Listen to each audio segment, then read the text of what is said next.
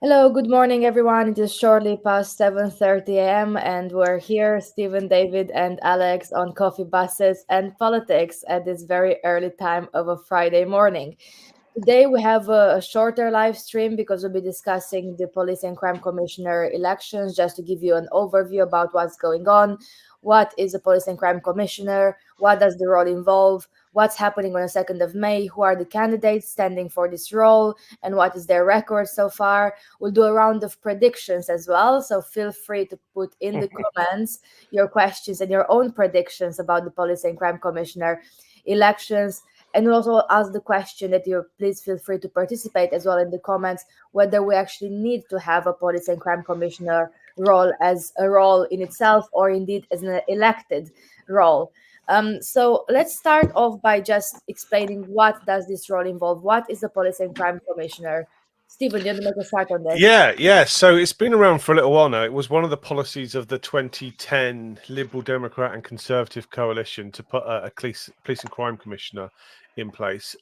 Before that, I think the police was under the sole kind of governance of the chief constable, and so that government decided to put an additional layer of accountability in, which is a political role. So most of the candidates for police and crime commissioner are from political parties, and we elected the first one in 2012, and I think the first one for Cambridgeshire was Sir Graham Bright.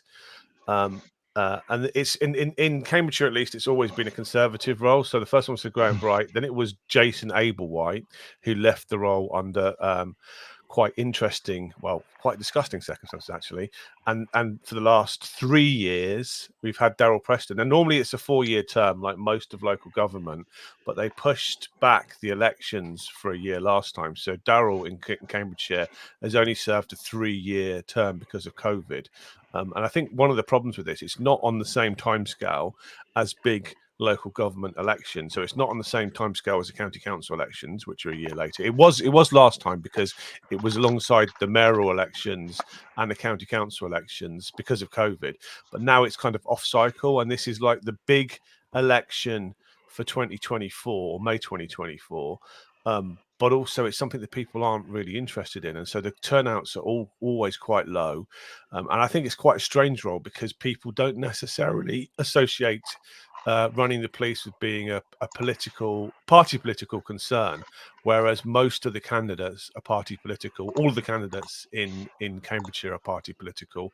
If you look at kind of the mayor, a comparable role is the mayorship. So Nick Johnson's our mayor, and if you look up and down the country, there's quite a few kind of independent figures who've managed to get elected as mayor, but for police and crime commissioners, it's an almost completely party political role. And I've served on the police and crime panel for the last 3 years, which is the body that scrutinises the police and crime commissioner. So this year, I know all the candidates quite well. It's really interesting what you say about the turnout because it also depends on the district. So, for example, in Cambridge City, because you have elections in thirds, you're electing your local city councillors Well, this a year. third of them are, yeah, a third of them, and in Peterborough. Oh, In all Peterborough. wards aren't up, are they? No, are all wards up in I Cambridgeshire? think In no, Cambridge? No, in Cambridge are a in third. thirds, but because of this, you have on when you go to the ballot box, you are electing your local councillor and the police and crime commissioner. So generally, you have a higher turnout. Whereas, let's say in Huntingdonshire, we only have the election for. So if you live in Huntingdon, you only go and vote for the police and crime commissioner. So it's really interesting, like how turnout across the districts will affect the result. But we'll go into the predictions in a minute, because first of all, I wanted to ask you both, how would you explain, like on the doorstep when maybe you're going out saying, like, make sure you vote for the police and crime commissioner. It's important everyone has a say in those elections. And someone says, so what does this person do? Like, why should I care about it? Do you want David to go first, or shall I go first? Go on if you want. How would you explain? Like, I'm the Well, person. my strong role, my strong view on this is that it's a role that shouldn't exist. Yeah, I would be happy as a councillor being on a panel to hold the chief constable accountable. Yeah, for various reasons in the past, I've been offered the opportunity by a political party to run as their police and crime commissioner. Yeah, and it's not a job I'd want to do because I think it's completely ineffective. I think that the police and crime commissioner has limited powers to hold the chief constable accountable, and like people like me on the police and crime panel have limited powers to hold the police and crime commissioner accountable. And so it's like I get to poke Daryl Preston with a stick and he gets to poke the chief constable with a stick, and like that's not real accountability, is it? It's a really strange thing. So and I find it really weird. As somebody's not aligned with a political party, I see most of the campaigning for lots of the people I know will just align themselves with their party candidate, even if they're not necessarily the best candidate. So I've been criticizing Anthony Brown quite a lot and asking him why he is supporting Daryl Preston. He's been putting, social media posts up where he says, ask me to ask questions to the Police and Crime Commission. My question to him is, why are you supporting this guy? And is he the best candidate? Because I don't necessarily think he is. Now, I can talk a bit about all three candidates, and I've worked with all three of them quite closely. But, it's, for me, it's a difficult one because basically, if you are campaigning for someone, generally you're not campaigning for them because they're the best person with the most experience in policing, which is also an interesting issue, which we can talk about in a bit. But you're just, it just turns into this generic vote for the party you support thing, which I don't think is particularly helpful. So it would be a struggle, actually. And everybody's priorities in policing are broadly the same, I think. And I think Cambridgeshire, historically, like in most areas, gets paid less per head of population for government for policing than almost anywhere else. So it's a real struggle of a job, I think. So I don't know. So I don't know what to do other than talking about the personalities involved. And most people won't recognise the names. So it's a difficult one. So if you look at like kind of the so-called like job description, if you look at the Policy and Crime Commissioner, well, it does say, well, as a commissioner, you're responsible to deliver an efficient and effective police service in your area. But if you were to explain, David, if you were to explain to like a resident again on the doorstep, so okay, you're responsible to deliver this efficient, effective police service, but then the residents are saying like, well, we have seen fewer police officers in our area, like I perhaps feel less safe in the area. Things seem to be going downhill. I mean, it's of course like my own personal opinion. What would you say? Like, what does this person actually do? Like, what extent they actually have power to, for example, lobby or advocate for more funding for police in the area, or anything that like our residents care about? What do you think? So, well, I mean, what the way I describe it is saying the Police and Crime Commissioner oversees the police in the area, and basically they're there to make sure that the constabulary are doing a good job. And people go, okay, what does that mean? And I sort of have to be sort of honest and say, well, I don't support the existence of the position. I mean,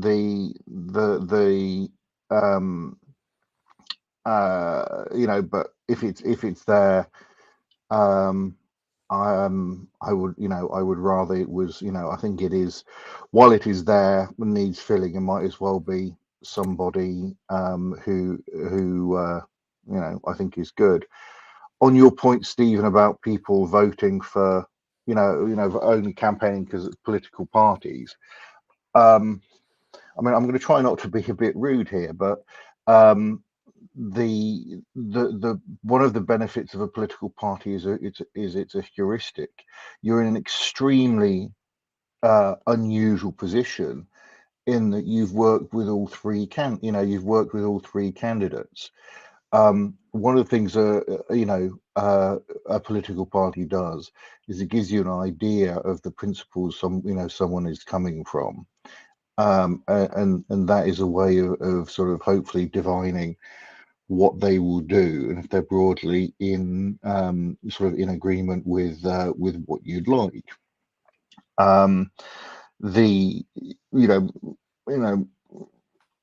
Most people aren't in a position to spend a huge amount of time researching every candidate, and it can be quite difficult to do for a lot of positions. I mean, not for Parliament maybe, but for a lot of positions, there isn't that information, and you can't be sort of across the entire sort of gamut of policies. So the difficulty I have with it is, and I think technically this would get me kicked out of the Labour Party. Should it become the first PCC elections? I was trying to encourage people to spoil their ballot. So I had a little thing. I was on I was on the radio and in the paper, just because I don't think the position of police and crime commissioners should exist. Yeah. And I was saying, I mean, I haven't seen it. I just wanted to make a point that first time. I mean, it made precisely no impact, but saying that I don't think the position should exist and people should register their dissatisfaction with it. I mean, I can go into why, and I think there's a whole stack of problems with the position. But I think one of the big ones is, going back to the sort of informed voting thing, you people have an idea of what's going on in broad terms in national politics. It's covered in the news, and it's something that's discussed more generally. Similarly with local politics, people might have an idea about different things that are going on, but in sort of broad terms. And I think quite often the coverage of local politics is pretty is pretty thin in a lot of places. How much coverage is there of the police and crime commissioner, other than of the reasons Jason Ablewhite had to resign? Well, I can talk a bit if you want. So we talk about how we have these political candidates. We can talk a bit about the history of the role in Cambridgeshire as well, because I think it's quite interesting is that we haven't always had the best people. Now, I don't know a lot about the first police and crime commissioner, who is Sir Graham Bright, I think, who was a former MP, which is quite a high caliber politician and somebody that you think would do a good job. But one of the issues with the police and crime commission, they tend to appoint a deputy police and crime commissioner, which I'm not sure if there's no room for the police and crime commissioner role, there's certainly no room for a deputy. So in the first term of the police and crime commissioner, Sir Graham Bright appointed his deputy, and his deputy police and crime commissioner got embroiled in a scandal and subsequently I think had to resign because he had a record of being one of those undercover cops back in the 70s and 80s. He was undercover cop with a false personality who had sexual relationships with women, and that's a whole dreadful episode in British policing. And so for the first police and crime commissioner's reign was ruined by the fact his deputy had to resign over a sexual incident. And then the second police and crime commissioner was Jason Ablewhite, who I do remember, who was former leader of Huntingdonshire District Council, has had a reputation of being, quite an attacking politician, but he had to resign because he had a sexual relationship with a vulnerable local resident in which he indecently exposed himself to her over webcam. She made a complaint about him. He had to resign as well. And so both of those first two terms as police and crime commissioner kind of were absolutely solid, and in policing at the moment, there is an issue, obviously, because there's been some very, notable cases where policemen have been involved in sexual crimes and even murders. That's a real issue, I think. So I think that, and let's be fair, Daryl Preston hasn't been involved in any of those scandals, but he has appointed as his deputy a guy called John Peach, who is a Peterborough City Council politician. And you have to see the way that John Peach behaves in meetings. He's just not interested. He'll just take phone calls. He'll look at his phone. He never talks. I think one of the criticisms of Daryl Preston is that he has a role on the Combined Authority Board, which is Nick Johnson's level of government, rarely turns up, sends his deputy. And so, that level of accountability isn't there either. And so I think the way that we have these not very well known local figures getting elected and then appointing deputies who might not necessarily have the best track record is also a problem for the role as well. So, I don't think it's the best way of selecting somebody to run the police, because these people, Daryl is, one of Daryl Strong's point is he's a copper, but we can talk about an ex-copper. So he has quite a lot of background in policing, but that's not necessarily a good thing as well, because you don't, who guards a guard? You don't want coppers basically scrutinizing coppers. There's a good argument for not having that. So in general, why would you put somebody in a role like that with no actual experience in running a police force or having a lot to do with policing. Darrell's the exception. You know, and we elect somebody on these party political grounds, and we don't really know the people. Most of us don't know the people, so that's a bit of an issue as well, I think. What do you think, Alex? What do you think?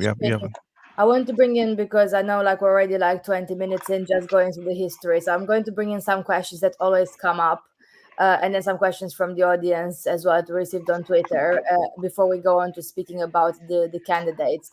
So this is one is very interesting to me, because like often we speak about like, you know, how much politicians get paid, and this police and crime commissioner role is very different to you electing your local councillor, which in some district level councils you get an allowance that's like definitely smaller than the £10,000 range per year. Like in Cambridge City Council is definitely below that. The PCC has a budget, so that's very important to remember. So like if you look at the budget between the 2023-2024 budget, there's almost a 1.5 million budget that the PCC office has. So of course, as the Police and Crime Commissioner, you actually get an actual salary. So it's like £73,000 a year, I think, that's set by the Home Office. So I think it's similar across the country. So like it is a full-time job. I mean, you can and you should make it a full-time job, because it's like a 73,000 per annum. But also you get, of course, like Stephen mentioned, you get a deputy, you get employee costs. So for example, in 23-24, our PCC budget, you have a 1.13 million salary cost. So for example, you have someone who can run your events, your community engagement, you know, your office. Chief executive, yeah. Exactly. So you actually have staff. And of course, you have like another budget. So like there's some, you know, you can give some grants and other things. But I just wanted to make this point, because when people think about electing the Police and Crime Commissioner, you're not only electing a person, whether it's a political person or not. I think what's important for me, whether, you know, regardless of the person's background, is can a person actually run an organization? Can they have an effective team that is responsive, that actually, whether you agree or not, the role should exist? I think it's similar to an MP in a way. You have to have someone who actually can run a team and can run an office and can actually be there where they agree or not with the existence of the job, to actually, you know, respond to concerns, to actually take feedback into consideration, to actually, yes, as Stephen mentioned, attend those meetings and make representations and so on. So that is one thing that I wanted to say. But let's turn to the actual elections of this year. So who are the Police and Crime Commissioner candidates? We have elections on the 2nd of May for the Police and Crime Commissioner across Cambridgeshire and Peterborough. And we have 3 candidates only this time. So we have a Labour, a Liberal Democrat, and a Conservative candidate.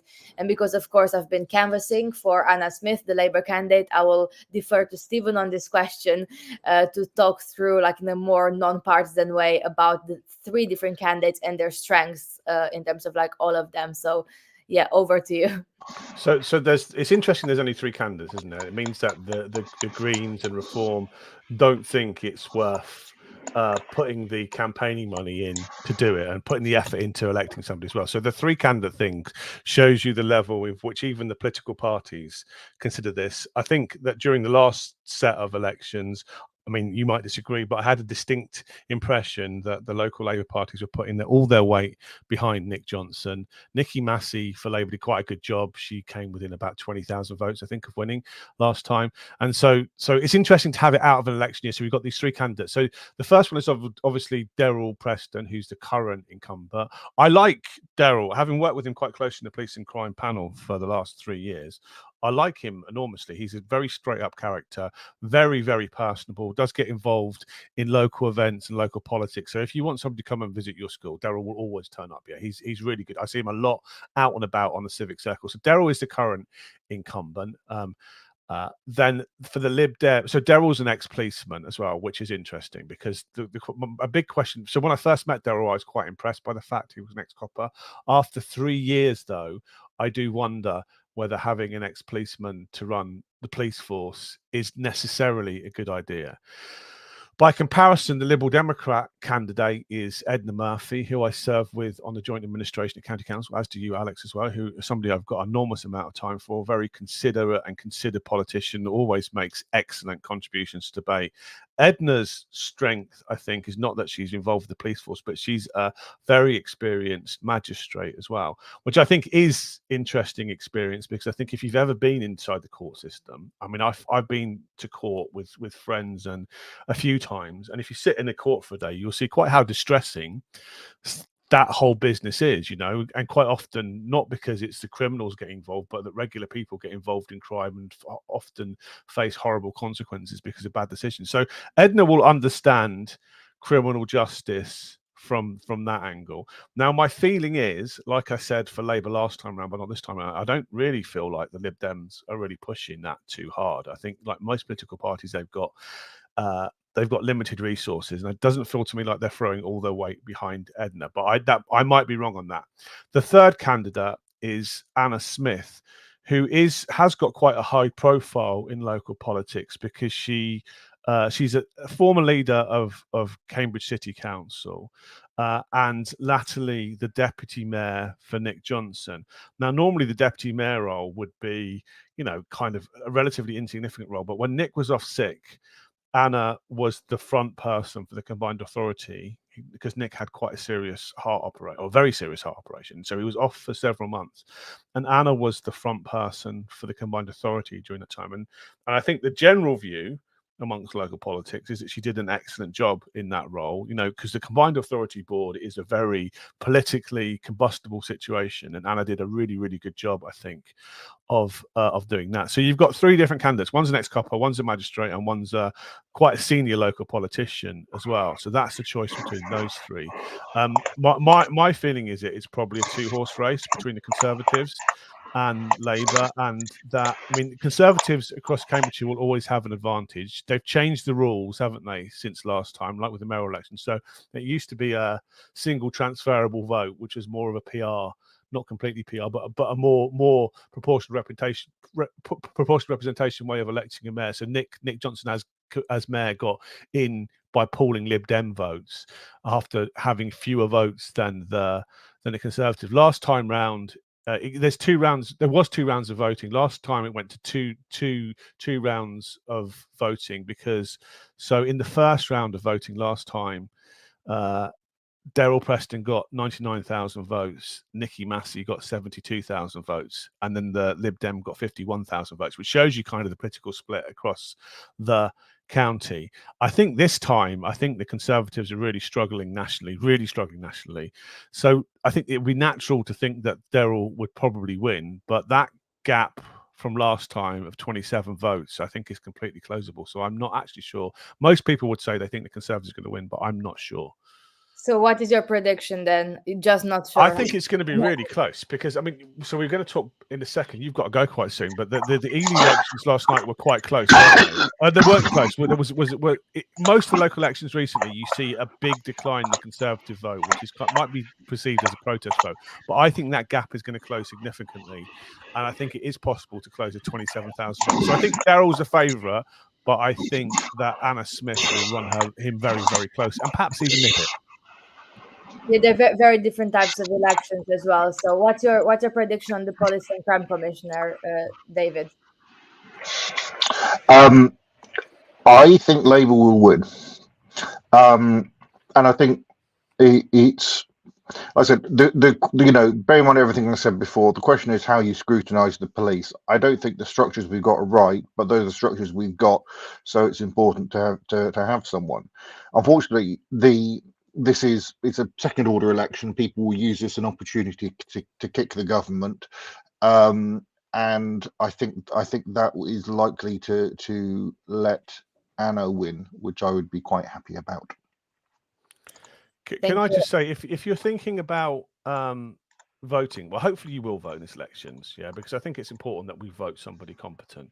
That recently the police service in Cambridgeshire had what is called an appeal report, which is like an Ofsted report for police officers, and I think that the performance of the police in Cambridgeshire wasn't great. There's several areas of needing improvement, including the way that they deal with the public. And so one of the shocking statistics in that report is that only 70% of 999 calls are answered on time in Cambridgeshire, and and on the 101 service, which is kind of the second tier of phone service, 1 in 3 of those phone calls, people ring off before they get to the police. Now, given that this is an emergency service, having 30% of people, who ring 999, if you've ever rung 999, it's almost always a serious emergency.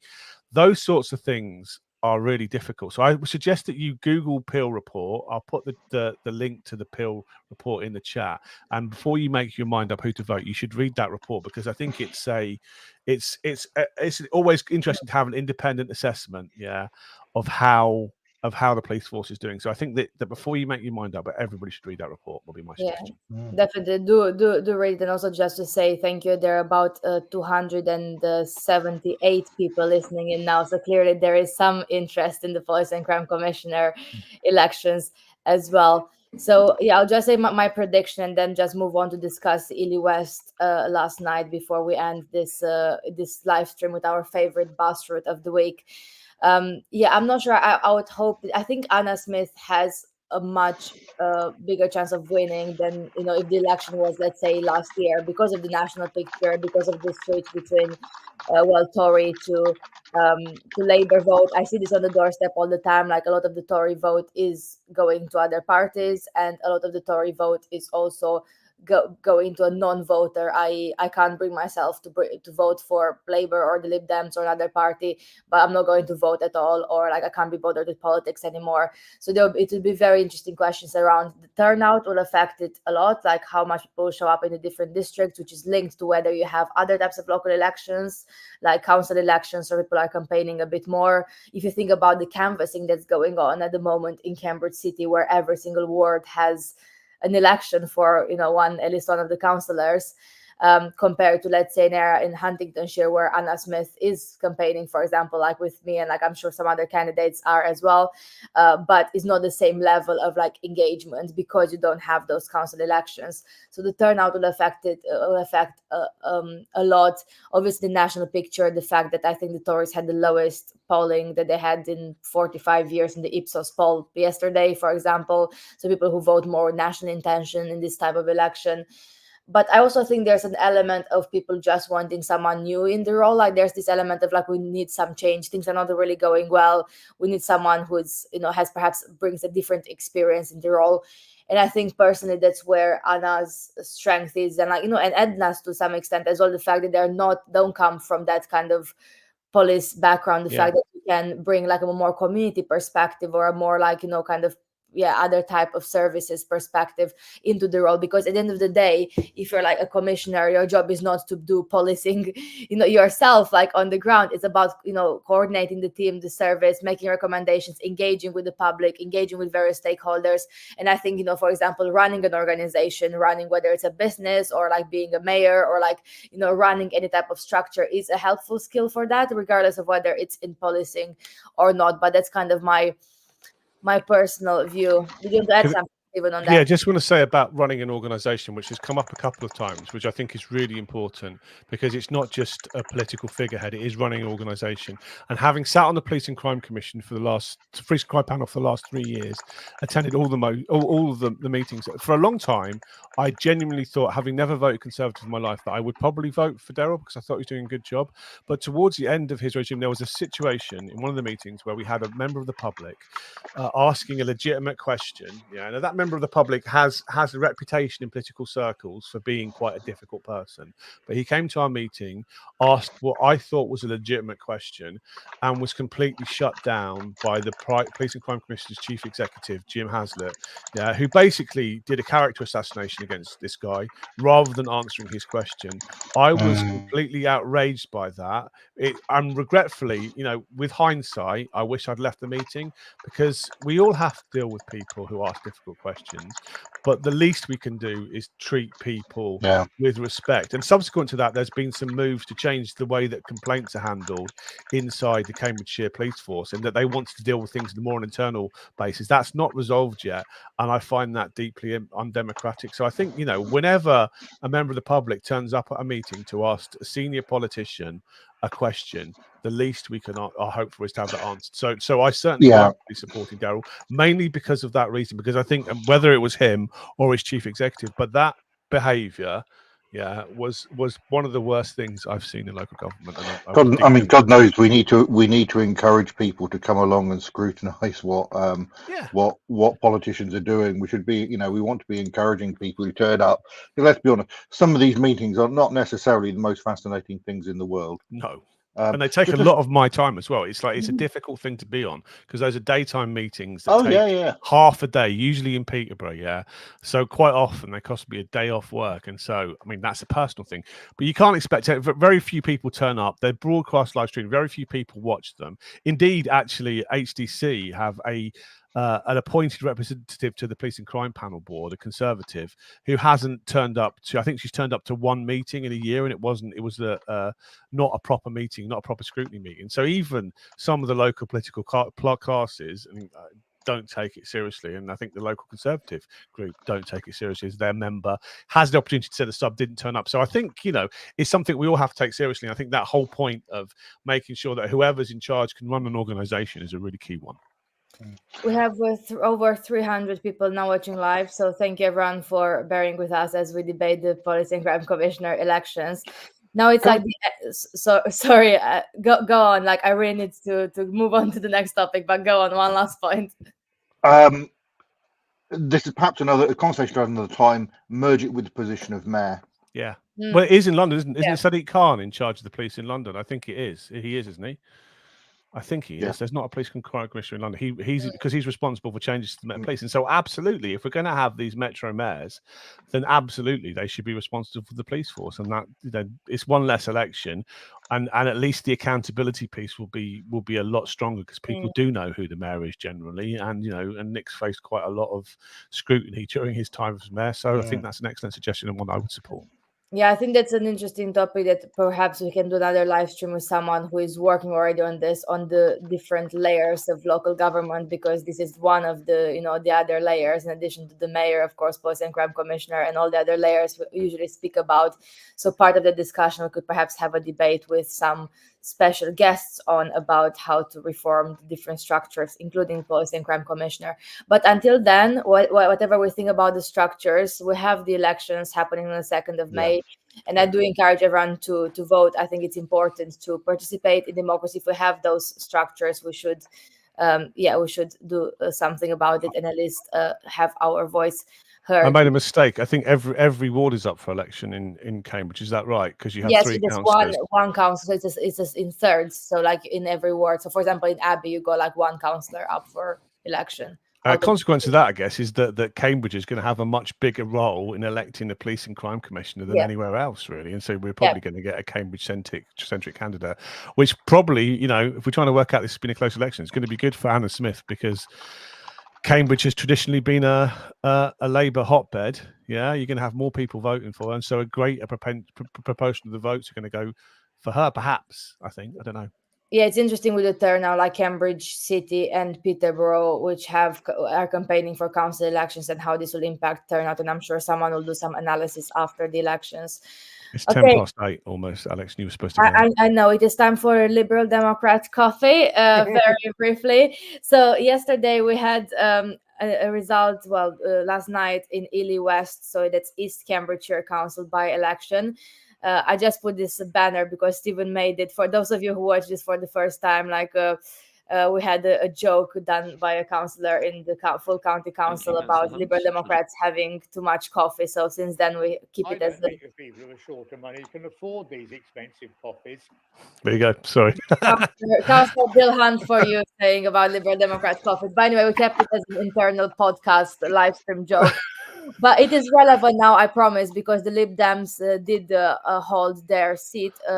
So the Ely West is Cambridgeshire result, and I'll just read the results and get some quick reactions from Stephen and David. So the Liberal Democrats were on 47.9% of the vote, so that's around 10.6 increase. The Tories 32.3% of the vote, so that's also around 10.3% increase. So they also increased their vote share, the Tories, in this election. And then Labour actually slightly decreased their vote share with about just below 3% to 19.8%. So the seat was Liberal Democrat before, so it's a Liberal Democrat holds no Green candidate or independent candidate as in previous elections. And it's really interesting looking at this, like in the comments on kind of the general posts on social media, people who just follow the national trends, and they say like, how can the Tory vote increase? Like, who is even voting Conservative, given the recent polls like nationally that put Labour ahead and so on. It's really important in local elections to reflect on local factors. So first of all, who was having the seat before, how much campaigning they do, as well as controversial local issues. So in this case, one of them, I'm sure there are many, is the 20-mile-an-hour zone in Ely, which is one of the things that would have come on the doorstep. And I bet I haven't seen the leaflets because I wasn't working on that by-election, but I bet that featured a lot in the campaign, kind of like the whole debate around measures for or against cars. So what do you think about the results? Do you know what the turnout was or not? Well, it doesn't say on this election. Okay, so I mean, I think it's interesting because I've made the point elsewhere that recently in by-elections the Conservative vote has decreased. I think East Cambs is a very interesting place. It's one of two district councils in Cambridgeshire which is still run by the Conservatives. A little while ago they were all, apart from Cambridge City, they were all run by Conservatives, but the Conservatives hang on there. It's a very close, hard-fought seat between the Lib Dems, the council between. I think the Conservatives have only got a couple of seats majority, I think, on there. So it's really interesting as well. But it's interesting also that the Conservative vote has increased. I wonder if it's increased because there's fewer candidates this time as well. But it's a rare occasion of them locally doing better. So it's something that we need to watch out for because I haven't seen that pattern elsewhere. So with Ely West, so turnout was 33%. Turnout at the last regular election of that ward was 44%. I don't think so. In percentage terms, the Conservative vote has increased. Partly that's a mechanical thing because you've got less candidates and so on. So they had 831 was their top candidate last time. They got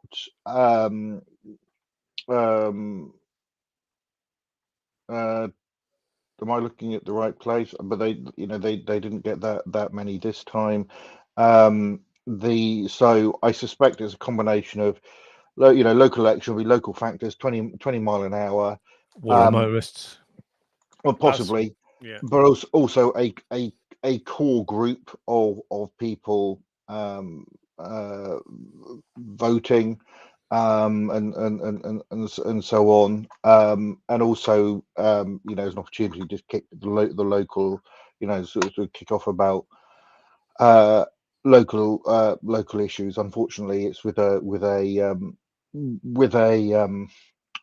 local election like this, it's quite hard to there are so many possible confounding factors that without being on the ground, it's hard to tease out exactly what's going on. I think it was also, the other point I was going to make is it's possible that people, if you wanted to kick the national government, you would vote for whichever party was best placed to beat the Conservatives locally. So you'd expect us. Elizabeth there. Thanks, Liz. 33% turnout. So 33% is an awful turnout. 1 in 3 people voting, but also in local politics by elections, that's quite a high turnout, isn't it? It is a high. 25%.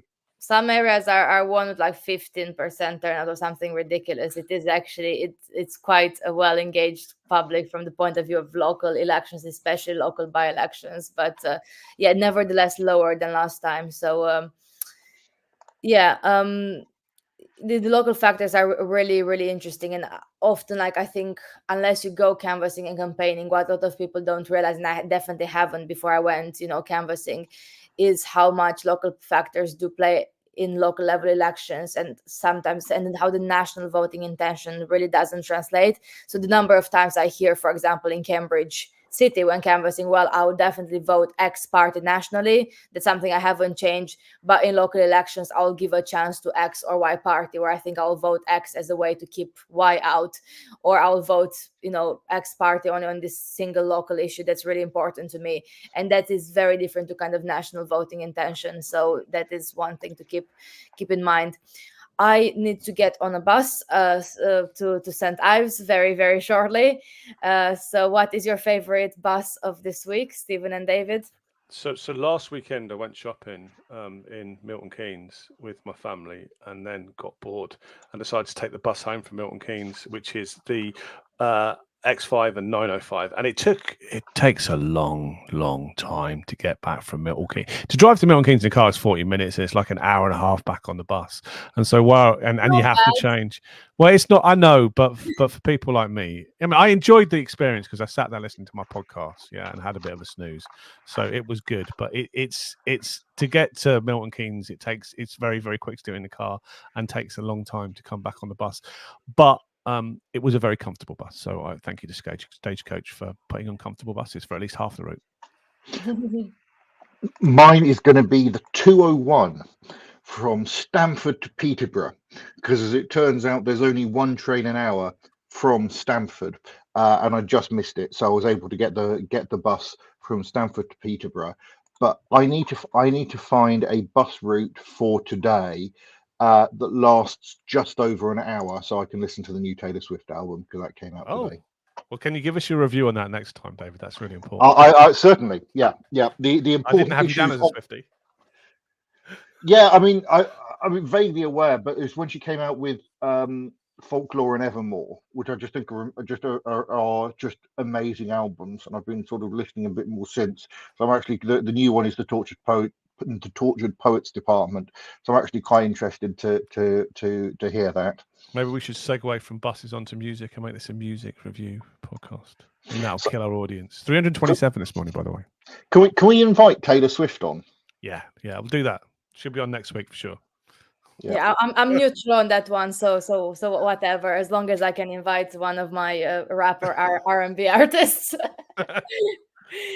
All right, Yeah, thank you very much both for the commentary today. I see there's some links in the comments. Do have a read of this report on Cambridgeshire policing before you cast your vote on the 2nd of May, and we will do a review of the elections. I think next week we'll be discussing something else. We haven't decided yet what topic. Do post your suggestions in the comments about topics to discuss, and definitely after the local elections on the 2nd of May. I'm not sure if it will be immediately that Friday or the weekend, but we'll do an election night review, maybe from the count or something like that. We'll see. I think we should invite the Police and Crime Commissioner on. Whether they might say no, but we're getting quite a big audience these days, and it would be interesting to talk to them. We know at least two of them. So if it's a Lib Dem or a Labour person, then I'm sure they'll come on. Whereas, and I know Daryl quite well as well. So hopefully we can get one of the Police and Crime Commissioners on in the next couple of months, so they can talk about the role and our misperceptions about it. Definitely. All right, then. Thank you very much. Have a good rest of the day and weekend. Bye-bye. Thank you. Bye, everyone. Take care. Bye.